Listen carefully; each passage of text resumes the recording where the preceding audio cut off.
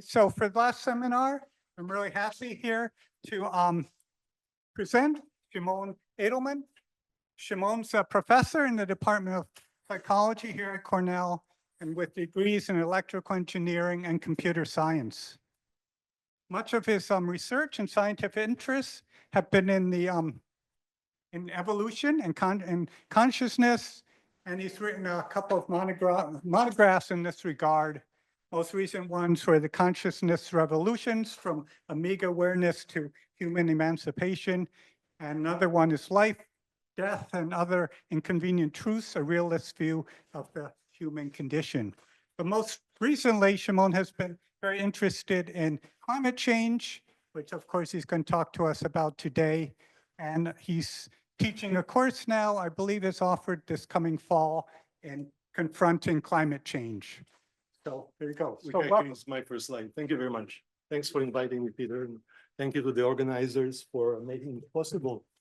So yeah, I will not have time today to finish talking about everything that I want to talk to, everything that needs to be talked about. So here's a semester-long, a pointer to a semester-long course on the stuff that I'll be discussing today. So here we are, far above Cayuga waters, one of my favorite Ithaca related in the spirit paintings. And its spirit, unfortunately, is very different from what you'd been exposed to if you're far from not just Cayuga waters, but far from Day Hall and from the trustees' mansions. The world is burning. You don't need a reminder, but I will start by reminding you of that nevertheless. So this is a depiction actually of Aeneas, the legendary founder of Rome, fleeing from the sack of Troy. Troy imagined as this Western city. Well, the world is like that in most places, except those that are very, very lucky. Ithaca has been so far one of them. I hesitated which one slide to use to drive home the point of the climate catastrophe being a catastrophe. And it's very, very difficult to make a choice. So I went for the obvious, which is just from Climate Pulse, the website, temperature anomaly, and the annual temperature average over the globe. The year we are in, 2025, is the dark red curve here. We're way above the normal, and this is not normal. Indeed, it's catastrophic, and I will not speak more to that because I'm sure you all know just how terrible the crisis is. There are news outlets out there that report on that. The Guardian, from which this article has been taken, actually has a daily column on the climate crisis, 4 items that rotate. And yet even the Guardian somehow chose to bury the lead on this one. The title, as you can see, is Global Economy Could Face 50% Loss in GDP between 2070 and 2090 because of the rise of the global temperature, the average by 3 degrees Celsius. And here's the lid that is buried deep inside the article at 3 degrees Celsius or more. Hitting by 2050, there could be more than 4 billion deaths, excess deaths. I really don't know what more to say about this. This is the situation we are facing. 4 billion excess deaths in the wrecked planet. And I would really like to know the cause. And I believe I had a good inkling of what the cause is. Here we are in this room, and sorry about the overused metaphor, the elephant, which is actually maybe outside the room. And I actually was curious. I became curious where the comparison with the elephant in the room comes from. Turns out it's from my own culture. There was a Russian poet and fable maker who wrote about almost 200 years ago about the visit by some rich guy to a museum where he saw everything down to last little smallest insect. And yet when he exited, he was asked, what about the elephant? And he said, I forgot, did notice the elephant. I failed to notice the elephant. As I was going down the rabbit hole on the Wikipedia about that, I discovered that this phrase appeared in the British Journal of Education in 1915, presented as a trivial illustration of a question British schoolboys would be able to answer, as in, is there an elephant in the classroom? Completely flabbergasting. I mean, in 1915, that's what you'd ask British school children, as opposed to, can you point to an absolutely useless world war that's raging right now outside the walls of the classroom? No, it was the elephant in the classroom, non-existent elephant, just to add to that. So, is there an elephant in the classroom of climate change? Does anyone want to point? The single word can mark the elephant, the invisible elephant. This is why I didn't want to share the slides ahead of time, so my apologies for that. Well, it will be revealed. So here's one take on the invisible elephant in the classroom. CO2, the invisible thing in the climate change room, and somewhat confused looking, and a bunch of little people, each clamoring about possible different cause of climate change.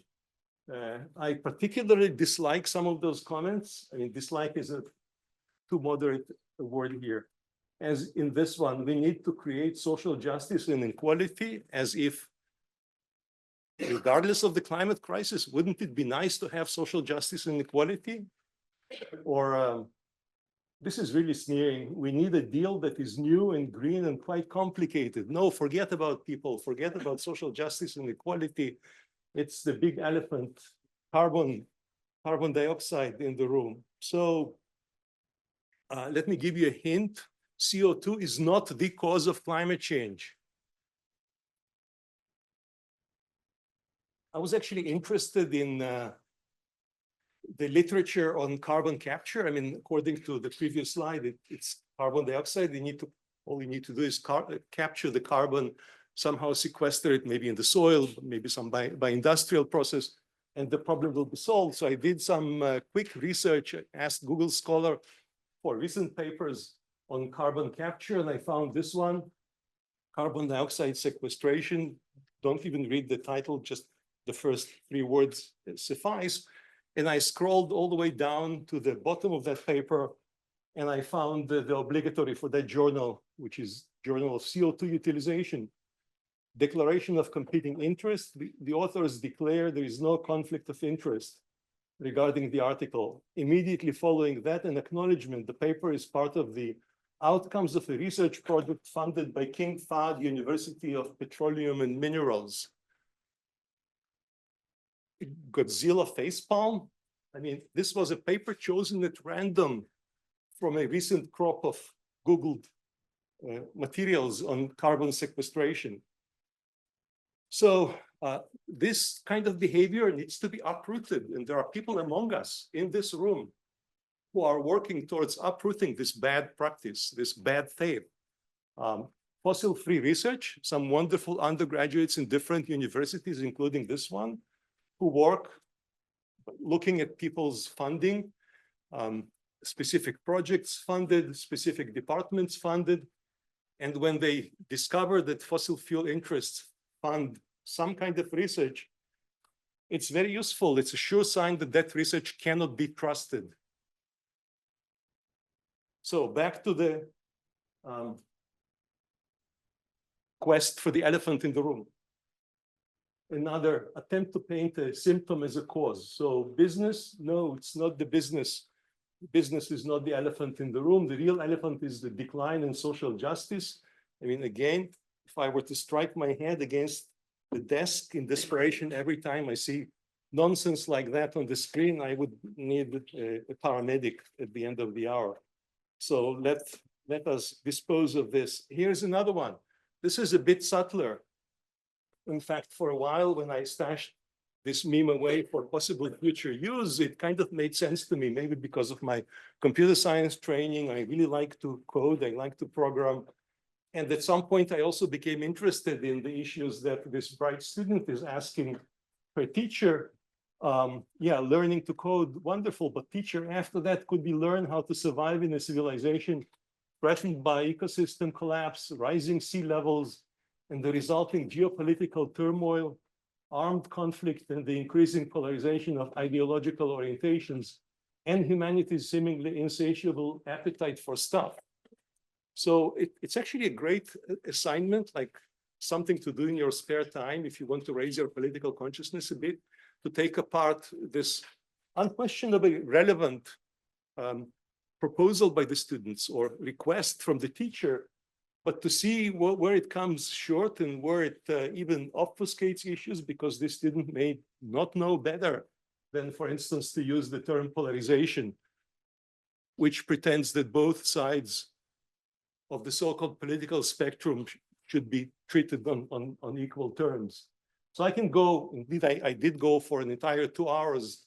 The use of language in the context of climate change is one of the topics I covered in my other course this semester, which just finished, but this is still not it. So we can send this one away as well. Here's a hint to the cause of the climate change, a very well-known cartoon from a few years back in the New Yorker.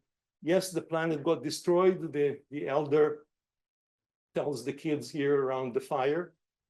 But for a beautiful moment in time, we created a lot of value for shareholders. So with this hint, anyone wants to voice, to name the beast, the invisible beast in the room? Starts with C, a capital C. Yes, you got it. Who was it? Thank you.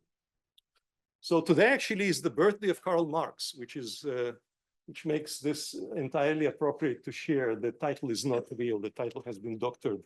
So we have been warned.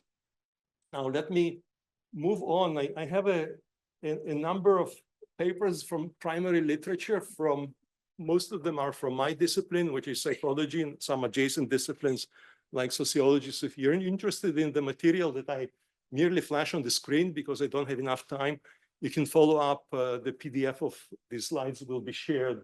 You can look up the papers and make what you will out of them. This one is about climate justice, capitalism, and the political role of psychological professions. Capitalism is the cause. We all know the term Anthropocene, but it itself doesn't do justice to the situation, because it pretends that it's the human race, as in our species, are responsible for the crisis and for the catastrophe, as if for most of the duration of our so-called civilization, the socio-political order was actually in the hands of the people who now suffer from the climate breakdown. So using the term Anthropocene depoliticizes the climate emergency. Everyone is not equally responsible for climate change, and the consequences of it are not distributed equally. It's overwhelmingly the result of extractive and exploitative capitalist production. Mainstream responses to climate change have largely neglected what can be called Capitalocene, focusing instead on consumer behavior. So we will not do that today. I want to share a cartoon that goes way back to 1911, the pyramid of the capitalist system, just to have it handy in our heads.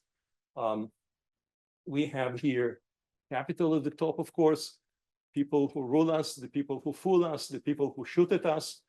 I guess I belong here probably, although I do work for a living, but I'm definitely privileged, more so than the poor people here. And then the people who work for all and feed all are down here. So what this illustration doesn't tell you is that it is capitalism that causes genocide and ecocide. And I put ecocide in boldface because that's our focus today. By forcing growth, exponential growth, that any scientist here and probably most non-scientists know is inherently unsustainable. Materials and energy extractivism, because growth needs to be sustained, needs to be kept going. Wars over markets and resources, because those are limited. Our planet is finite, so we have to fight others for resources. Consumerism and individualism, this is what we get from the system. So problems with capitalism are many. I will focus on just a couple of them. Again, more details here from me next semester if you join my course about climate change. Capitalism environmentally destructive. This was listed, the date on this paper is 2024. The draft goes way back. But I highlight it because it's particularly relevant for today. And I want to highlight also the first point here. Capitalist class relations perpetuate eliminable forms of human suffering. So I have studied, one of my scientific domains of inquiry is consciousness, and suffering is kind of an inherent aspect of consciousness. And if you start even just scratching the surface in the literature on suffering, you realize that there are two kinds. There is unavoidable suffering and avoidable. Unavoidable suffering comes from just being conscious, comes from knowledge of death and from the actual death, which we cannot escape. But then we have avoidable suffering caused by societal dynamics, wars, poverty, hunger, illnesses that can be cured, political oppression, and climate catastrophe. So that's what the capitalist socioeconomic system perpetuates. Capitalism sometimes, under some conditions, can accommodate some degree of ecological care, especially if there's profit to be made from that. But the essential irrationality of the drive for capital accumulation, for accumulating more and more wealth, subordinates everything to the requirements of self-expansion of capital, so-called growth. That's hostile to ecological balance. There's no avoiding that. You can't reconcile growth and ecological balance. This is from the first paper, whose title page was on the screen a couple minutes ago. Speaking of sustainability, I have another paper for you, which is worth reading if you care about sustainability as a concept and as an approach to the crisis. You should know a thing or two about that. And there's no single better source for that than this book chapter by Ajay Chaudhary, Sustaining What? It asks, Capitalism, Socialism, and Climate Change. So he calls the situation a sustainability paradox. On the one hand, analysis, models, policies, and projects are committed to fundamental system preservation, not the ecological system preservation, but the preservation of the socioeconomic system. On the other hand, we understand that anthropogenic climate change is caused by that very socioeconomic activity. So you have two conflicting interests which cannot be reconciled within a single framework. That paradox leads to the situation we are in. So capitalism, or something worse, and actually something worse will be mentioned in a couple of minutes if you thought nothing could be worse than our current situation, is perfectly capable of surviving and persisting. So capitalism is sustainable for a while until everything, all the planetary systems crash. That's the cost, catastrophic socio-ecological cost. Socio-ecological sustainability can be made to work, but only if capital is no longer the organizing principle and organizing logic. And it's important to note, as Chaudhary notes in this chapter, that this statement is not even a political statement. It's just an observation. It's merely descriptive. What has been said so far, what I said in the last couple of minutes, it's just a description of what's going on. A political turn would be to take that observation or that set of observations and draw conclusions that necessarily would have to be political, as this author proceeds to do. But I want to dwell a little more on sustainability because, well, this is not difficult to find a meme that captures the essence of the concept of sustainability. I want to dwell for a couple more minutes on that because Cornell just exited successfully from April, which was the sustainability month. And this is what Cornell, I guess, I should say, what we did about it. We doggedly sustained the status quo. That's what was sustained during April at Cornell.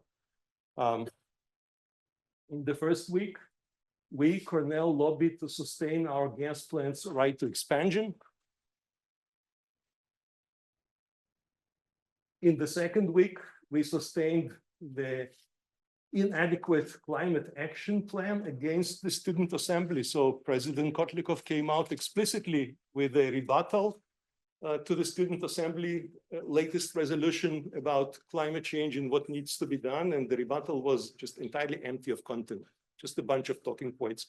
with which we are familiar. If you peruse Cornell's official documentation on the wonderful job we, Cornell, are doing on the dimensions of sustainability, you'll know exactly what Kotlikov said in that rebuttal. The remainder of the month, we sustained fossil turf. So you may have seen those small notes, tall grass, small gas outside, about how Cornell doesn't mow grass when it's not needed, or doesn't need to be mowed.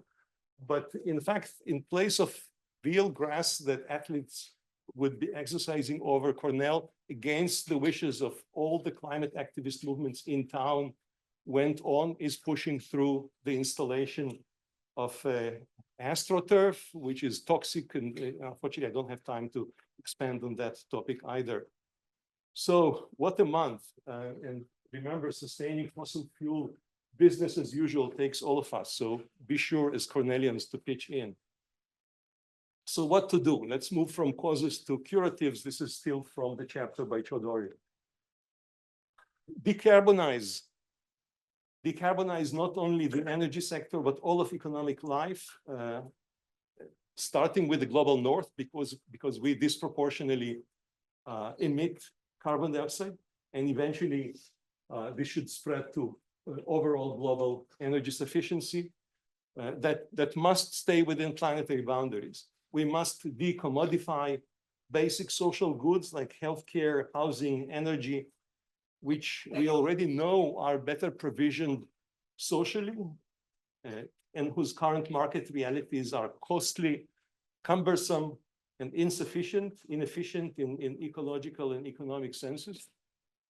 Healthcare is particularly important here. We keep witnessing those attempts to take away even the rudimentary attempt at the universal healthcare that was kind of in a half-assed manner implemented by the Obama administration.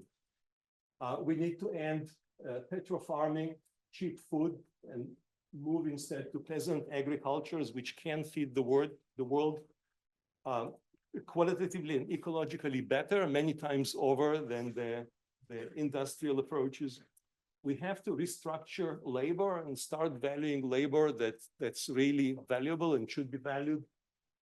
Low carbon work includes work teaching and nursing, growing sustainable food and preparing it, caring for those who need it, making culture and art. This work is currently gendered, racialized, and undervalued, and it must become economically primary and properly valued. We have to move beyond growth. Exponential growth is not sustainable. And we can only do all of the above by taking an international approach, because doing it in one country, taken separately, cannot succeed because we all share the atmosphere and the oceans. Maybe one more comment on growth or degrowth. Again, I don't have time to go into details here. Here's an illustration. Nice elephant here appears. Well, growth is not as nice as this elephant looks. Steady state, the same, as opposed to more of the same. Recession is less of the same. Degrowth is something completely different. Again, ask me later if you like, I'll tell you more, show you the literature about that. So there are obstacles ahead. This is not easy to do. Some of those obstacles are physical and are guarded, as in a line of militarized police armed to the teeth, standing between you. Envision yourself as this guy on the horse, actually one of the indigenous protesters against the Dakota Access Pipeline from the protests that happened in 2016, and militarized, not military police, as yet, soon it will be actual military police in this country, are standing there ready to smash some heads in. The legal system, we know who those answer to, we know who buys the seats on the Supreme Court in this country. The legal system is entirely on the side of the militarized police. So Greenpeace, of all activist movements, was slapped with a fine, just a trifling $660 million for their participation in the Dakota pipeline, Dakota Access Pipeline protests. Of course, this is supposed to just shut them up because it takes away all of their money. So this is what you expect to meet when you try to do something about this catastrophic situation. It should go without saying, but I will say here on the record, good people disobey bad laws. But it's difficult to do so, and it's becoming more and more difficult to disobey bad laws because we have this component of the capitalist system. As Ursula Le Guin wrote in The Dispossessed, one of her protagonists remarks, the individual cannot bargain with the state. The state recognizes no coinage but power, and it issues the coins itself. So then what we get is scenes like this, one of many. Again, I was hard pressed to choose a specific one. I chose this one because it's actually not from the United States. It's from Europe. And if you thought Europe is this benign place, well, comparing to what's going on here, it's kind of benignish. But well, you'll see in a second what happens. This, by the way, is a presentation by Voice of America, which was defunded by the current regime in Washington.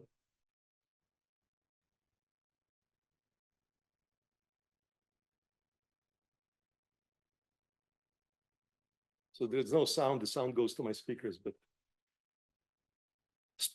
casually spraying protesters with tear gas because they are blocking the road.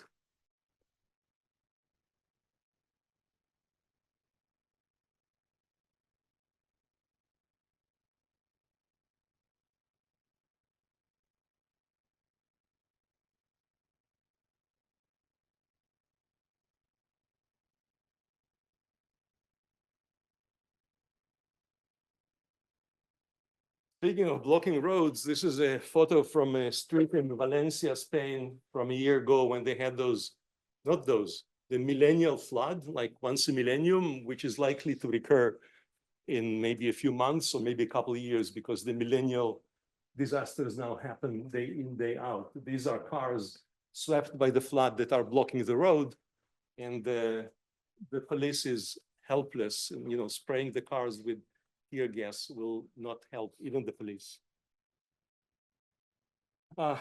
Speaking of, from The Guardian a couple of days ago, a tiny little headline, US Army plans for a potential parade of 6,600 soldiers on Trump's birthday. Those funny little fascists kind of, it's fun to laugh about them because they are so laughable until push comes to shove. And this actually is not laughing matter at all. And if you think this cannot happen here, I have some bad news for you. This is happening here. This paper from Sociology, Global Capitalism and 21st Century Fascism, a US case study, back in 2012, if you thought that the US administration at that time was significantly more benign than the current one, well, it was on some dimensions, it was more benign, but on others, not so much. So read that paper if you want details. A more recent one to explain fascism today. The three take-home points from this one is capitalism is the cause of the climate crisis. Fascism always arises out of the way Subin puts it, acute economic or psychological crisis, and we are in one, definitely. And fascism then goes on to preserve capitalism while perpetuating the crisis.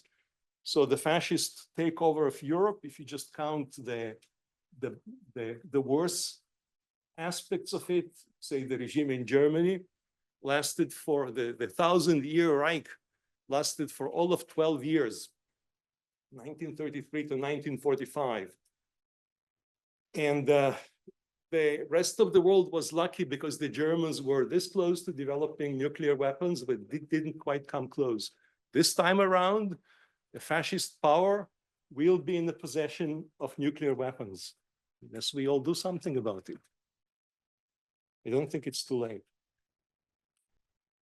Coming back to my adopted discipline, psychology, the psychology of capitalism, unmasking its role in psychology. So it actually has affected the psychology of people, not just of the academic discipline, but people's psychology in ways that are summarized on the next slide. The author Karim Betash, writes that capitalism generates distinct cultural syndromes that emerge from the unique historical experiences of Western societies, are deeply rooted in the core principles of capitalism: profit motive, market competition, and private property ownership. What we ended up is with this overarching individualist syndrome. The slide is too loaded with text, so I will just highlight maybe a point or two from it. What it has on the left is those three key characteristics of capitalism: profit motive, market competition, private property, and the consequences for what's going on in people's heads, in yours, in mine, are here. The gain primacy syndrome, as in perpetual self-optimization, profit-seeking orientation, entrepreneurial self-identity. Here from market competition, we have this zero-sum rivalry syndrome. The notion, the insane, literally insane, I can speak to that later, literally insane notion that my gain is necessarily someone's loss and the other way around. And the third point here, psychological phenomena that are well documented and have been taken by psychologists as parts of human nature. Well, guess what? They are parts of human nature under capitalism. And the one item that I highlight here, education for economic utility, which is under the culture rubric. We are right now, all of us, experiencing education for economic utility. All of you, except the few faculty and myself, are enrolled here at Cornell for educational purposes. So you're part of that machine. You're being worked on by that machine. Education under capitalism? Well, education under every system, as sociologists have pointed out, is geared towards reproducing the system, perpetuating the system. Paulo Freire, in the Pedagogy of the Oppressed, writes about this factor, this state of mind that helps this perpetuation. Almost always during the initial stage of the struggle, the oppressed, instead of striving for liberation, tend themselves to become oppressors because their thought has been structured in that way. That's the model of humanity that they have and they try to emulate. So here's a cross-section through several stages of an educational, series of educational institutions, I guess, school, growing up, going to college, graduating. So some of you, any seniors here? Yeah, so heading through that door, and where you exit, you find yourself back in this pyramid. There's a name for it, which I picked up from that paper by Robinson and Barrera, the first one about the fascism in the US.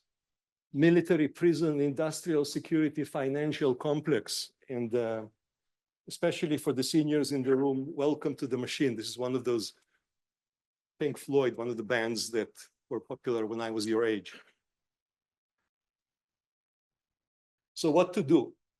Again, Freire writing, it would be indeed naive to expect the oppressor elites to carry out a liberating education. So what we have to do is renounce oppression. It's very easy. You may have heard about that competition, maybe apocryphal competition for the shortest short story. Supposedly Hemingway wrote one, let's see if I remember it, for sale, baby shoes never worn, 6 words. So how to renounce oppression? 6 words: neither to rule nor be ruled. Very, very simple, not difficult to remember. A bit challenging to follow, but one has to be inventive and creative, and you have to have friends to do it with. You cannot do it alone. In fact, by definition, almost, and again, I can expand on what I mean. You cannot go it alone. Treat the root cause of the catastrophe, not the symptoms. You know, the word radical comes from the Latin root, which means root. radix. And here's an exhortation, a quote from Mariam Kaba, and the drawing is by an artist. I only know them by the name Iridescence on Mastodon, and they draw all kinds of cute creatures, sometimes with black flags. And if you're curious what black here stands for, ask me later. And the advice is let this radicalize you rather than lead you to despair. Because if we despair, then we are surely done for. I mean, that's the sure recipe for the catastrophe completing its course. I wanted to share this drawing as well. This is from the thesis work, the senior thesis work by one of the college scholars in arts and sciences from several years back, Alicia Wilk. Radicalism is what shines light on hegemony. Otherwise, that stays in the dark, and we don't know that it exists and that it pulls the strings. This is a well-known meme, which I share again for whatever it's worth. It's worth a lot. The system is broken and must be fixed. Nope. The system is working exactly as intended and must be destroyed. And some closing words. I want to quote from the work of scientist. He was a geographer and biologist, a political activist, and in this picture, grandfatherly looking figure, a very nice guy, Pyotr Kropotkin, who wrote a booklet titled An Appeal to the Young about a century and a quarter ago. And this is what he wrote. If abstract science is a luxury and practice of medicine mere chicane, if law spells injustice and mechanical invention is but the means of robbery, if the school at variance with the wisdom of the practical man is sure to be overcome, and art without the revolutionary idea can only degenerate, what remains for me to do? He replies, this is a question posed to him by a young acquaintance, presumably. He replies, well, I will tell you, a vast and most enthralling task, a work in which your actions will be in complete harmony with your conscience, an undertaking capable of rousing the noblest and most vigorous natures. What work? I will now tell you, or I would if I had more time. So I'll just leave you with your conscience. At this point, we have a lot of time for back and forth, if you like, but not before I flash the QR for Cornell on Fire, a collective, students, faculty, staff, townspeople trying to stop the business as usual business about climate at Cornell, because this is a quote that resonates with me strongly by Walter Benjamin, a philosopher who was trying to escape the Nazis. He was in the south of France near the border with Spain, and he was about to cross the border, but he thought that the Nazis were about to catch up with him, so he killed himself. He wrote that things are status quo is the catastrophe. Thank you for your patience.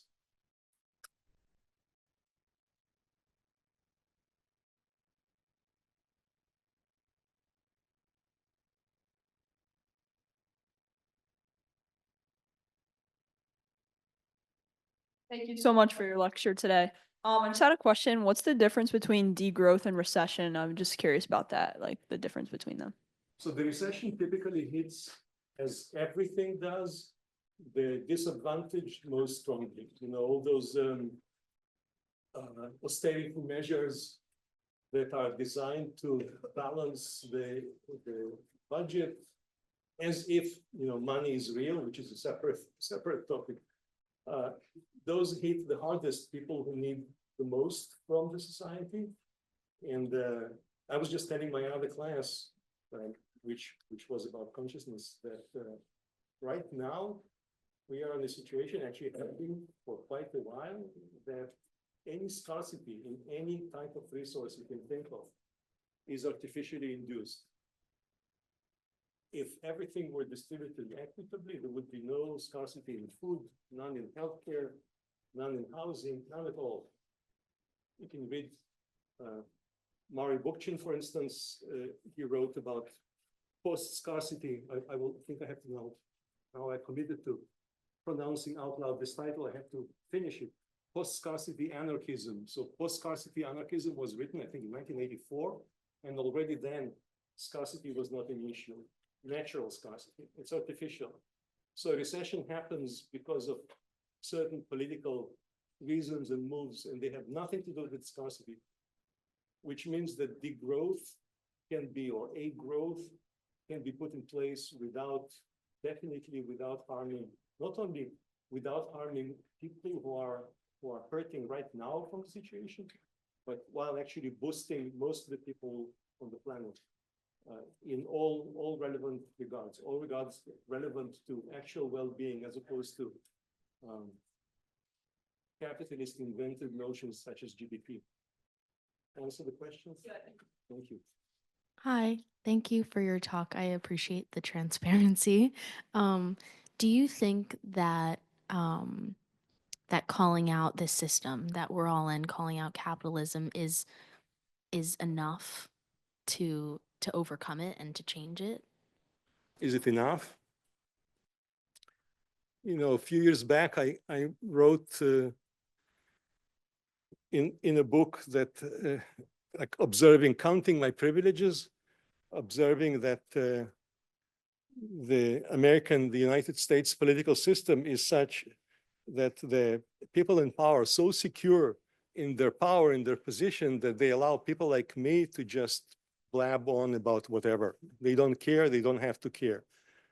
Apparently something has changed, because people like me, I mean, if I were to give this talk in certain states that I won't mention of this great union, I could be hauled away. In fact, at some point I might be hauled away because I'm naturalized American. I could be denaturalized. Okay, that means that maybe even just talking may budge something. I mean, the least it can do is just spread the word, wake up people. I know that being woke is sneered at by the fascists, for which the proper response should be fuck that. And yet, let me just share a result from a psychological paper on what's effective and what's not effective actually for people's well-being in terms of contending with the climate crisis. So there is a notion out there that activism helps the activists, but it also depends on what kind of activism. And in that paper, one of the tables lists on one side what students actually polled by the researcher said about how they feel about the crisis. On the other side of the table, what they actually do about the crisis. And one of the entries at the table had a long list of grievances, completely understandable, of how bad the person felt about the crisis. And on the other hand, the cell in the table was almost empty. There were just two items listed there. Post on social media and drink oat milk. So that I can tell you is not enough. So you have to organize, we have to organize. There is one tool in our toolbox that is surefire. It never fails. A general strike, a real general strike. It can shut down even the bastion, you know, the state, the powers that be surrounded by the military and whatever. Nothing can function if just the basics are denied to, even just to the troops, you know, don't agree ahead of time, don't accede to unlawful demands, as if laws on their own would help a lot. But more importantly, organize, fight back with the tools you have, we have. This is one tool we have, general strike. And there's only one outcome to that kind of fight, and it's a win on part of the workers. It's very simple. There are historical precedents. Yeah, thank you so much. I had a question about, you mentioned a lot of undergrads are the ones looking into whether fossil fuel institutions are funding research. I was curious as to what impact they have as undergrads, and like how do they get their concerns out so that it can affect like the broader community who uses it. If if the fossil-free person here wants to be called out, let them wave their hand. Otherwise, I'll try to respond. You're a fossil-free person? Oh, wait. No, I thought you were asking us the question. Never mind. Well, I don't want to presume to speak for them, but I think it's not just personal satisfaction, it's real impact. This gets into major news outlets, and one thing that those powers don't like, which is why they're trying to silence movements and activists, is publicity. So publicity still works in this country still. No, you want to add?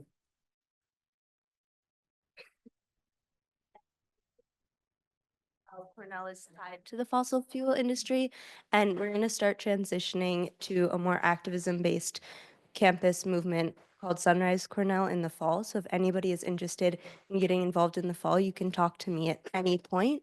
But the research we've done has been featured in The Guardian with other campus climate networks on fossil fuels. And so like it does have an impact, and the administration is aware of it. And like we are trying to build up the climate movement at Cornell. So it's not just going into the void. Thank you. I mean,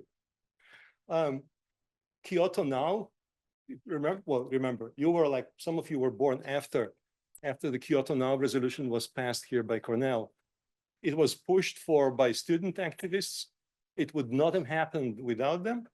There was a maybe not insignificant role on part of the then president, was a classicist, Hunter Rawlings, and he's no longer in the business. So sometimes individuals have an impact, especially in putting the brakes on things. Hi, thank you for talking with us. I guess I have like a uncomfortable question. For people in this room who may just like disregard what you have to say or wave you off as like a radical or extremist, like what is your background, or like why should people listen to what you have to say? Sorry if that's like uncomfortable. My background has little to do with why people might want to listen to what I say. Although if you're curious, I mean, I can share you can hear the accent. You know, I share that I am naturalized American. So I'm educated in some of the disciplines that do the most, maybe initially have been doing it inadvertently to destroy the planet, like engineering, different disciplines in engineering. So I know a thing or two about engineering. I also know a thing or two about psychology by now, and sociology and anthropology and history. And I'm kind of old enough to have been around for a while and listened and seen things, not just in this country, in several other countries. But most of all, I think the cause, the papers that I shared the titles of, they lay down essentially the arguments that I identify with and I think are valid. And I identify with them, and I think they are valid because they are scientific arguments. Marx tried to pass himself as a scientific historian, scientific social scientist. In his time, there was no sociology to speak of. Psychology was not yet a distinct discipline either. So in the places where Marx attempts to be the most scientific, like historical materialism, the inevitability of revolutions, the march to progress and all of that, he's the most wrong. But the modern takes on Marxism, you can read, for instance, David Harvey, who is at CUNY, is active now. They all amplify the actual real science, and it's cross-disciplinary science. It's sociology again, it's history, it's anthropology, and it's psychology. It's increasingly psychology as well. So that's why people should listen to these arguments. They are not my arguments. I am just a channel here. Hi, thank you. I was wondering how you got involved with Cornell on Fire, and if applicable, how do you help them craft their message? How we craft the message? The involvement, my involvement with Cornell on Fire was my lucky strike. Luckily for me, I was approached by a person with a design for a movement already in mind, and I was immediately taken over by the idea. Unfortunately, it was very late in my career. So it was only, this movement started only a year and a half ago. And through most of my career, I've been sleepwalking through the pretense of first that science is always impartial and always value free, and that engineering is always to be employed except by some very, very evil people for the betterment of humanity, and all those notions, the notion that academia is this wonderful world which has nothing but positive to it. In fact, when I was brought to Cornell, when I was hired by Cornell, I was handed a booklet by a history professor that recounts the story of Cornell's founding, the founding of the university. You probably all know the fantastic coming of minds together of a professor, Andrew Dixon White, and Ezra Cornell, a self-made man. And I was so taken with it that subsequently for like 15 years, I thought I was just having this wonderful privilege of being part of one of the best institutions on earth. So universities are, or I should say could be, some of the best institutions on earth. But it took me so long to realize that Cornell was founded on dispossession, this so-called land grant university, which I was made to feel so proud about being part of. We know now what's the proper name for that. It's a land grab university. So with a lot of disillusionment came also some insight, and I hope it comes across that I'm actually not pessimistic about the situation, because I'm seeing people waking up and realizing that things need to be done, and how to do them, and how to come together. Maybe also in response to your question, in 2012, I published a book with happiness in the title.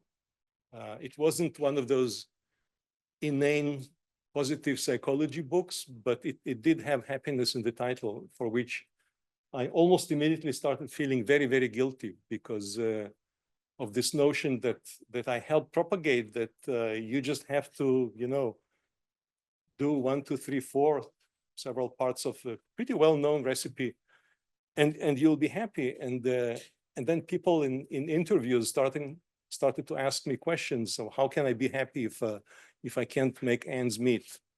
Or my sister has cancer. How can I be happy?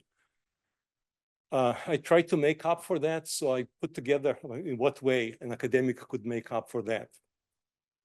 I put together a seminar on inequality, power, and happiness, which I taught for several semesters, several years, and I learned a whole lot from that. So that was, I think, maybe one of the starting points, not the main one, of my transformation. So maybe that's a compliment to my answer to your question. Hi. Thank you so much for your presentation. This kind of goes off of what you were just saying. It's a pretty open-ended question, but based on history and what you've seen currently, do you have a prediction on if change will come in the near future in our lifetime to change the capitalist system? So my favorite author, Ursula Le Guin, said when she was receiving the National Book Award in, I think, 2018, just before she passed, she said, we live, I'm paraphrasing, I don't remember the exact quote, we live in capitalism, its power is inescapable, so was the divine right of kings. Things cannot happen until something snaps, and they happen. So I want, actually, since I did mention the general strike earlier, I want to recommend that you look up her short story. It's like 5 pages, The Day Before the Revolution. It has the phrase general strike with a definite article there, the general strike. And when I teach this in my classes, I make the point of stressing the definite article. It has to be the general strike, and it's the general strike that topples a regime. And no regime, again, no regime can survive a truly general strike. Hi, thank you so much. This talk was really interesting. I am graduating in a couple weeks, and I was wondering the stuff you said about Cornell pushing their students towards the military, prison, industrial security, financial complex in terms of jobs. What actions could Cornell do right now to shift their pedagogy away from encouraging their students toward this model and instead towards a more like Freirean model, like you said? Yeah, I hope my sign carried across through the mic. So Cornell is what it is by design. Cornell is ruled by the Board of Trustees, who are all of them financial interests, industrialists, some oily interests, a token student representative, I think just one, maybe a couple more, I think maybe two faculty representatives. This is the governing body. They can fire or hire. It's more important, they can fire the president and the provost. And just imagine having a board of trustees composed of people who care about the planet, who care about education, as in pedagogy of the oppressed and the pedagogy to avoid further oppression. Things might change. But again,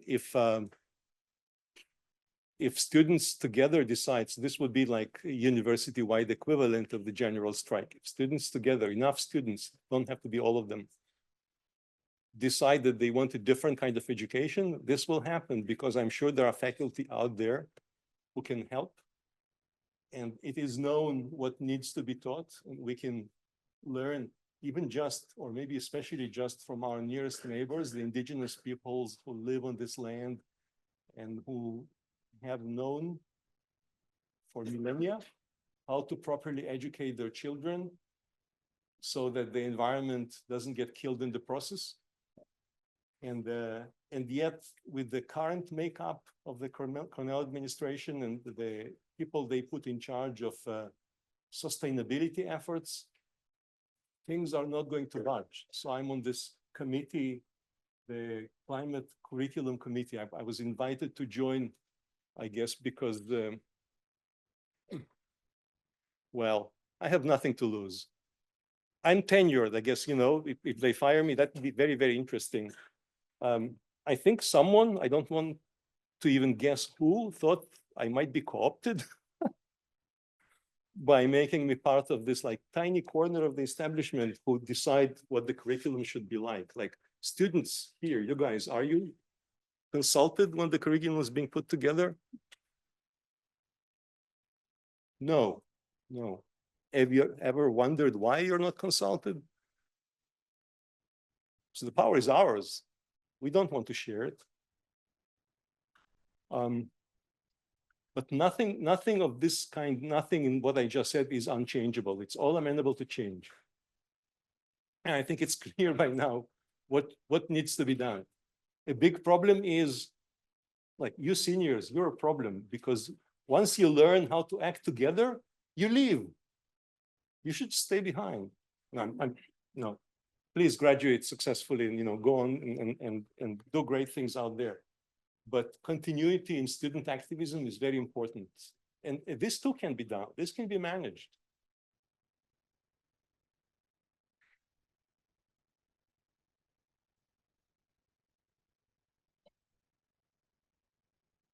Thank you for your talk. I was wondering, do you think socialism or communism is a better way for a sustainable future compared to capitalism?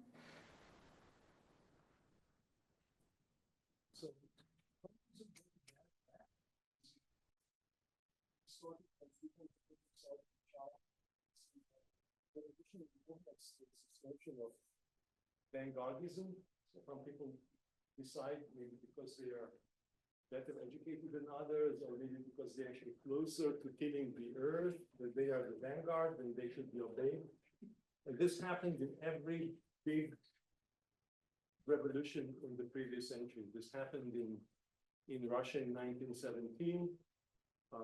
One of the first acts on part of the Bolshevik, the communist government, was to abolish any opposition, kill any anarchists they could lay their hands on, hundreds of people died in raids in just a few days in St. Petersburg, in Moscow. That's what happened in China in 1949. What we got in China is basically first a long period of even more abject poverty than before, and then state capitalism with the poverty built into it. You know, they had in China for a while, they had this wonderful policy called the Iron Rice Bowl. Every family was guaranteed the food they need to survive, which was abolished by, I think, the reforms of Deng Xiaoping, because they decided that China needs to grow as an advanced country. It needs to match or maybe overtake the West. And what we have as a result is state capitalism. So there are no examples to go by in which one root cause, in this one root cause might be discerned. It's the state. The problem is with the state. When the revolution takes over the state, it becomes the state. And as I argued today, capitalism is preserved by the power of the state. When it feels that its power over the state is teetering on the brink, it calls up the brown shirts, which is what's happening in this country right now. If you want to look to large-scale examples of the kind of existence that does not destroy the planet, and as the people really well off on the dimensions that matter, you can look up to the Zapatista enclaves in so-called Mexico, in Chiapas, the state of Chiapas, EZLN, Ejército Zapatista de Liberación Nacional, Zapatista Army of National Liberation. They have been holding to their territory for 41 years now, pushing back against paramilitaries, against the federales, basically running a society where everyone has what they need, according to that famous maxim that was never implemented in the actual so-called communist societies. There is another example, historical example, also ongoing right now, and this is Free Kurdistan, Rojava, the autonomous North Syria confederation run by Kurdish people, now, as always, actually, now in danger from the new Syrian government, always in danger from the fascist Turkish government, under attack from all sides, but still surviving after many years. They have what they call democratic confederalism. They have real women's rights. They have real freedoms. And those are the examples to be looked up to. Thank you for your talk. I was just curious, when you were discussing the decommodification of goods, you mentioned housing. And then later when you were talking about the roots of capitalism, you mentioned private property again. So my question was, do you think that the complete elimination of private property is part of the solution? And if so, how does that play back into addressing climate change? Yeah, it's one of those bogeymen, you know, they are coming for your cat or your kids' toys. I mean, this is ridiculous, but of course it's propaganda that has been waged against people who just want workers to take over the means of production. If your private property happens to be the factory that your dad owns, tough luck. But if your private property is, you know, your home, unless it's a mansion, maybe you're on bad luck. So seriously, this is what the Russians did to a large extent in 1917. And what came out of it was not good on any dimension. So we have to learn from history and not to follow the mistakes all over again. I hope that satisfies as an answer. Hello, thank you so much for being here today. I'm a bit curious because I'm under the impression, and please correct me if I'm wrong, that when you're somebody who talks about fascism and the machine and the climate crisis, especially at a university like Cornell, you tend to be often speaking to an audience of people who really agrees with you. And of course, there are always going to be people who don't. But in general, I think the people who take a class and come to a lecture and read a book, I mean, you're talking to a room of environmental science majors. I hope we all believe in the climate crisis. So I'm wondering how, even with on a university like Cornell to give you a platform, how do you put yourself in a place and give yourself an audience of people who don't necessarily agree with you? Because you also mentioned that you're not pessimistic about our current state and you see people every day like waking up and realizing that change needs to be made. How are you accessing those groups? Because I think so many students are already at that mindset. So I'm wondering how you're changing these minds. First, let me agree with you on the compliment that you just paid to other people in the class. So I totally agree that students at Cornell are more aware of the situation, like all the maybe most, not all the dimensions of the situation. But still, let's see how many of your professors, especially if you're a senior, you have been here for 4 or 5 years, mentioned the general strike as a tool in making the world better. You. Well, that makes sense. I'm very happy for you. So some work needs to be done even here. Apart from that, I'm doing what I can. I mean, I meet people outside Cornell, and when I do, I don't hold back. I mean, what you witnessed now is me holding myself back a bit. I'm typically more outspoken, and that's what I do. I'm a professor. Not enough, but I do what I can. Hi, thanks for speaking to us today. So one of your points you mentioned was key jobs such as teaching, nursing, and agricultural work being undervalued in the current economy. Do you think that there's a way to fix that within the capitalist system? In the capitalist system, so we can go point by point over that list and argue whether or not it can be fixed within the system.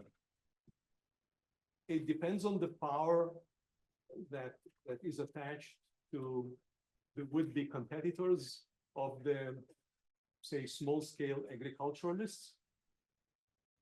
And typically, the small-scale, the little folk, they don't come as a winner out in such situations. And I can cite, I think, am I running out of time? Okay.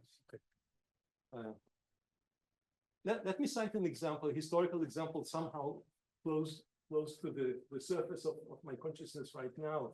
So in capitalism, there is this notion, the theory of capitalism, of primary accumulation, which is essentially plundering everything in sight so that you have enough wealth to then boost through growth of your enterprise. The British Empire had a tool for that, the East India Company, the Dutch East India Company, and then the British Raj in India was all about capital accumulation. So, which was terrible for the native peoples of India. Tens of millions, if not hundreds of millions, died of famine because of the withholding of help from the central government, the imperial government.